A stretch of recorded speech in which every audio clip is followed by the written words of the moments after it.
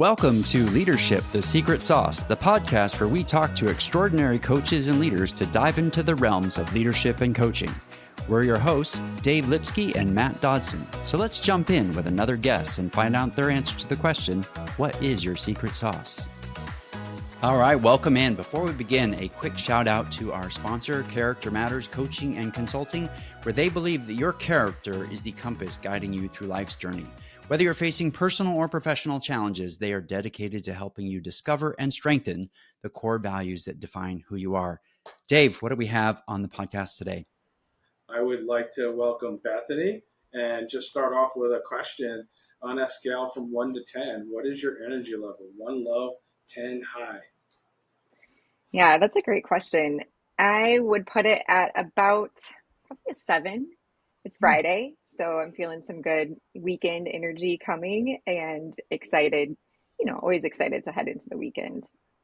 Yeah, I will match your 7. And Matt? I'm at least an 8.5, Dave, because Ooh. Now this is the second hour we've been talking, and so and probably the second cup of coffee. So I'm ready. Yeah. Matt is wired and ready. All right. Yes, very much so. And I slept in this morning. I mean, come on, really. Yeah. Oh man, what a treat. Yeah. Right.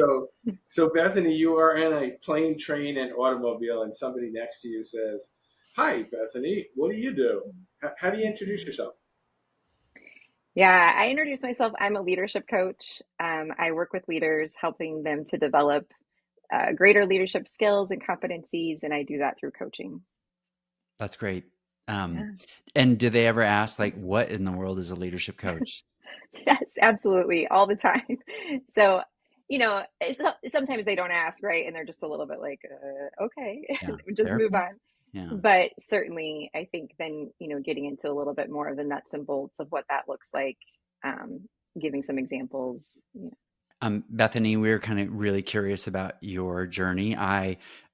Just for our audience, I found you on the web through your posts about Working Genius, which I really am a fan of, Lencioni's model for how teams work. So tell us a little bit about your own personal secret sauce. Yeah. Well, I definitely love the Working Genius. I would say that's an assessment tool that I'm really enjoying using these days. So, but as it relates to my secret sauce, what I really wanted to focus on today is I'm very passionate about developing a coaching mindset in leaders. That my background is in higher education. I started out as an English as a second language instructor. Amazing, wonderful career that led me down a path of working in international higher education. And then through some different series of events, I landed in leadership development and coaching. And I think having an education background has really sort of framed how I approach coaching in terms of I'm always thinking as a leadership educator, what is going to help someone develop greater leadership competency? And I think having a coaching approach as a leader is one of the greatest tools for developing EQ. Really EQ in action, basically. Right? When you're coaching, active listening, all of those skills, you really have to lean into your interpersonal edge. And I also think, it develops the leaders around you to think more independently. So I would say one of my secret sauces is developing leaders with a coaching mindset. How did you discover that? Like, how did that? Okay, so you're in higher education, and then what? Like, you're just like, boom. Okay, this is it. What happened? Yeah, I mean, even when I was in higher education, I've always had an interest in leadership development, and I took a couple of roles, back and forth where I was doing more work with leadership development. And I think my brain is just wired to think about what is happening from a leadership level. How is that trickling down to everyone else? How engaged are people, right? So I kind of have just that natural wiring to think on that level. And early in my career, I had some impactful managers who were, they were not trained coaches, right? They didn't go through ICF credentialing, but they had a very, what I would consider an informal coach approach. And I can think of two managers in particular. My first manager right out of graduate school, she she had this amazing ability to sit in the silence. Mm. She was really good at asking thoughtful questions, not because she was supposed to, but because she really cared about your answers. I could Mm. tell she cared about me, right? She was invested in me. Of course, she cared about the mission, et cetera, but she really was invested in who I was as a person. And that came out in how she interacted with me. She would take the time to sit with me, help me problem solve. And like I said, like she would ask these questions. She probably was one of the people who had more comfortability with silence. That's Silence isn't comfortable for everyone, you know. But she would ask a question and then she would just kind of sit, let you respond.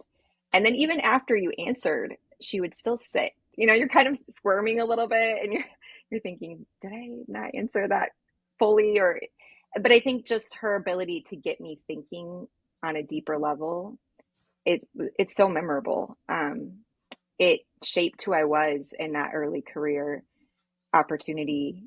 Um, and then similarly, I had another manager who had what I would consider a coach approach. She didn't have formal training to my knowledge, but she was very intent on knowing who I was as a person. Mm. She knew my strengths and weaknesses really well. So on Working Genius, my top genius is invention. And I'm I love big ideas. So, if you work with me for any time, you'll find this pattern of, hey, let's try this, or, Mm. what if we did this? And, I would often come to her office when I was working with her and propose some of these big ideas. And at the time, I'm sure she was thinking through like, oh, that won't work because X, Y, or Z. As a manager, she had the whole picture in mind. And I think she could have very easily shut me down and, or, even gently said, like, that's not going to work. You need to figure out something else. But many times she instead created a space where she would just ask out of curiosity, well, why do you want to do that? And tell me where that's coming from. And Mm. what do you think are going to be the implications of that? And again, it just pushed me to really think through. And sometimes I, still launched ahead anyway and tried something that didn't work in the end. But then she was there to debrief and say, like, okay, what did and didn't work and what would you do differently? And, to be honest, it was just such a gift to have a leader who took the time and who showed up in that way for me as an early career professional. Made such an impact that as I transitioned into coaching and more leadership development work, I knew that I wanted that to be a key theme in how I work with leaders, that I'm providing opportunities for them to think about how they're engaging with their direct reports and their teams. Mm. I like how you shared that. How would a client experience you holding that space for them like that? Yeah, great question. I think certainly it depends on a client's goals, right? So if they have an express commitment to a coaching style, that would be something that we would discover early on in our coaching work. But if they do, you can be certain that I will be intentional about integrating that organically into our approach. So knowing that it's messy in practice, working out this coach approach is very messy. It can be. So I think often I will just ask a simple question, whatever we're talking about, what would it look like to have a coach approach, for example? Or where's the coaching moment right here? Is there a coachable moment that you can lean into? And what would that look like? And then I think more practically, it's just helping be a thought partner in some of the intricacies and the nuances of what it looks like to work this out in practice. Um, Balancing different roles and power dynamics and trust levels and all of those variables that are really like levers that can make or break sort of a coaching relationship in the workplace. Mm. You describe those two managers as really caring for you as a person. I wonder, like, have you ever gone back to them and talked to them about just how I mean, I think, oftentimes we don't as supervisors or just even, going back and just acknowledging how impactful those two ladies were in your life. That just is really unique. Yeah, yeah, certainly. I think I have at different times, but it probably is something that I can can do again because you're right. It's not everyone experiences that. And Yeah. coaching a lot of leaders, I hear a lot of other stories that just don't match that. And so I think you're right. It is a really special gift. I'm very grateful. Yeah. Oftentimes in development, especially leadership development, we talk about the art of supervision versus the science, just because Mhm. um, as a supervisor, you're the person that usually your direct report goes home and complains about or celebrates, right? In terms of what you Mhm. said or what you did. I mean, that is such the impact. If I'm anywhere self-aware about the impact I'm having on somebody, knowing that that Mhm. person that reports to me goes home and says, "You would not believe what my supervisor did," or to say it this way, "You would not believe what my supervisor did for me today," right? In a positive way. Yeah, Um, absolutely. yeah. I yeah, something you said before caught my attention, Bethany. Around you were focused on English as a second language, and in that space, and I find it just a fascinating space for coaches of how what the importance of language and translation, and how does that show up for you when you're coaching? That's a great question. I think I've in my coach training, I definitely gravitated towards the courses around um, metaphors and how we're using language in coaching, and have even realized that developing a coach approach is not that dissimilar from acquiring a different language. Even in things like when I was teaching English as a second language, I studied different conversational patterns, right? So in different cultures, we have different styles of taking turns in conversations. And when you look at maybe like an average conversation and the cadence of that and kind of the back and forth, or even if you look at like how a manager and a direct report might typically converse under a more hierarchical culture, it definitely falls into that more problem solution directive often sort of approach. Whereas when you're developing coaching skills, there's a different cadence to that conversation. And so I think just mapping that on and realizing that it is like language acquisition in the sense that we are activating different parts of our brain and learning to pause instead of speak. And there's a lot that is often happening in that pause. And learning to ask questions versus make statements can also be it's an acquisition process. So yeah, I definitely think there's a lot of interesting Mm. parallels between those two disciplines. Bethany, when you're at finding a coach, what do you want from that coach? I think, for myself, I'm an external processor. So the coaches with whom I've worked know that I need lots of space to work things out. Um, what I've found is a few really curious questions that are genuine and that give me a lot of space to do that deep critical thinking. That is really the secret sauce for me when I'm a client, right? And I think that's, that simplicity, it takes a lot of work to get there as a coach. But it's amazing how profound it can be as a client, right? Sometimes it's just one question and the space to think externally and to process that can help me get to a different mindset or a different perspective.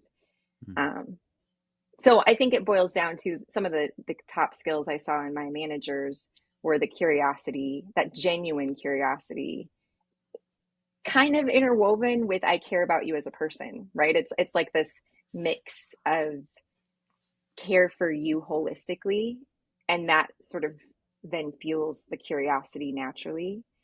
And then I think how that is demonstrated is listening and questions, right? And how those play together. It can look a lot of different ways, but when you have been listened to, and when someone has asked a question that pushes you, right? And that really gives you an opportunity to go deeper with your own thinking. Love it. Yeah, that's a right on. You just ticked off two of my major things around coaching and around care and concern and curiosity. Yeah.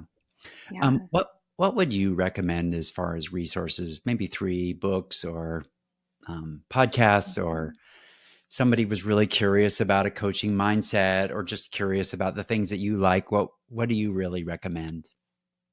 Yeah, this is a great question. So I teach a few graduate courses for managers, and we have, like a specific coaching modules. And so one of the resources that I always include for that course is The Coaching Habit by MBS.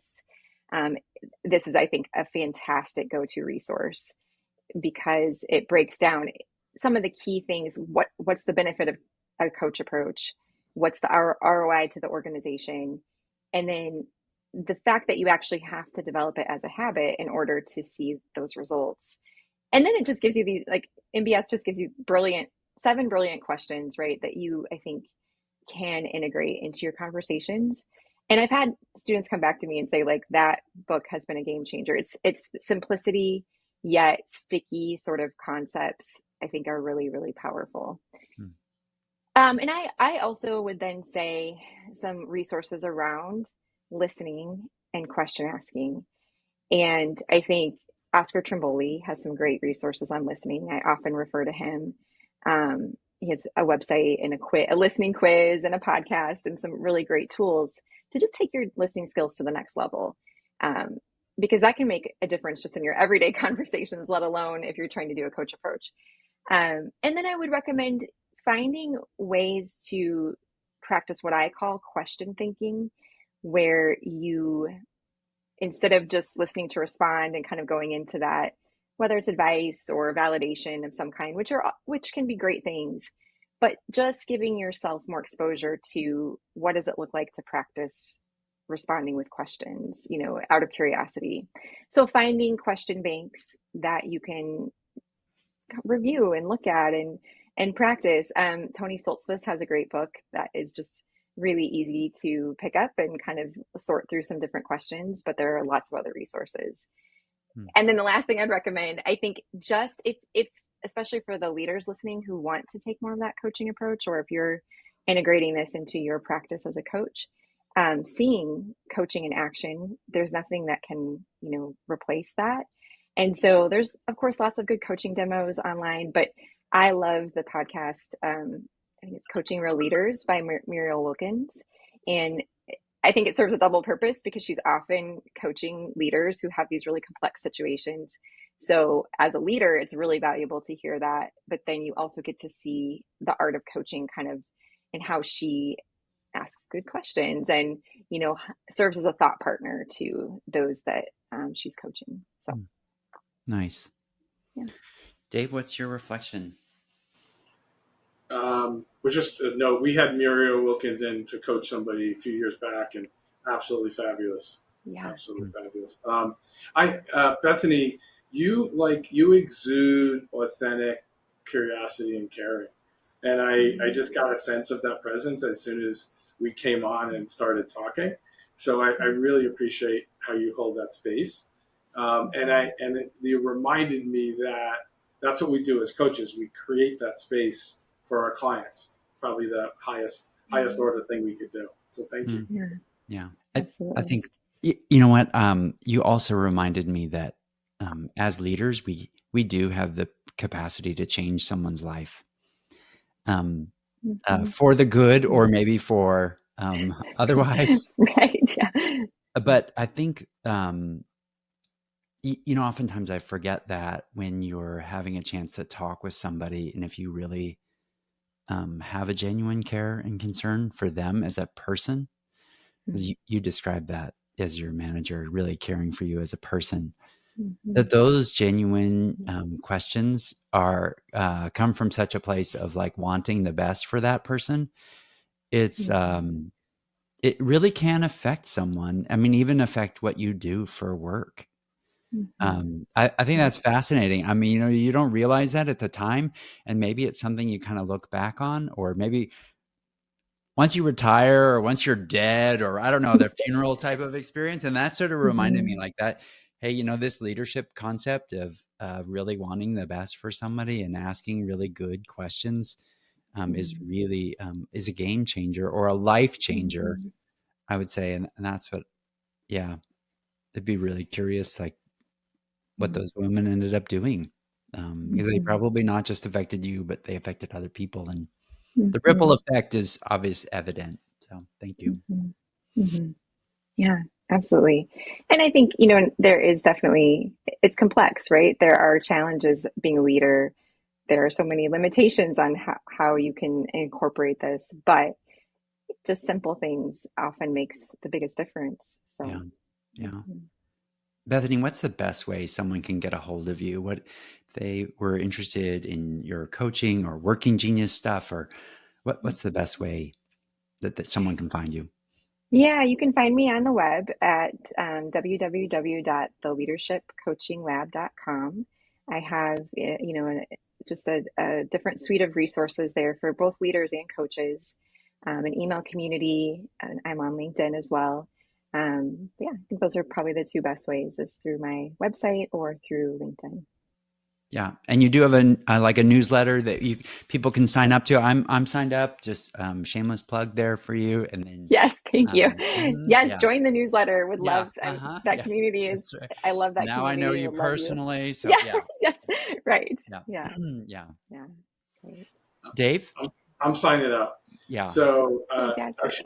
absolutely right. You got one more recruit. I want to give a shout out to our sponsor. Are you feeling stuck or overwhelmed? Character Matters Coaching and Consulting provides leadership coaching and consulting to empower you to overcome obstacles and reach your full potential. Visit charactermatterscoaching.com to learn more about the transformative approach and how to get connected to Matt for your organization. Thank you so much, Bethany. This has been fabulous, getting to know you better and your approach to coaching. Thank you both. It's been great. I appreciate the invitation and really have loved engaging with your work. All right. And until next time, if you are going to the ICF Converge 2025, Dave and I will be there along with one of our former guests, Helen Dan, speaking on coaching culture and an imposter syndrome. So if you are interested, on the 23rd of October, we will be speaking at there, and we'd love to see you. We're going to be even at the coaching and organizations booth, asking you for what is your secret sauce. We will have a sauce wall. So we ask you to come by and fill out your card and get in touch with us. We'll talk to you then.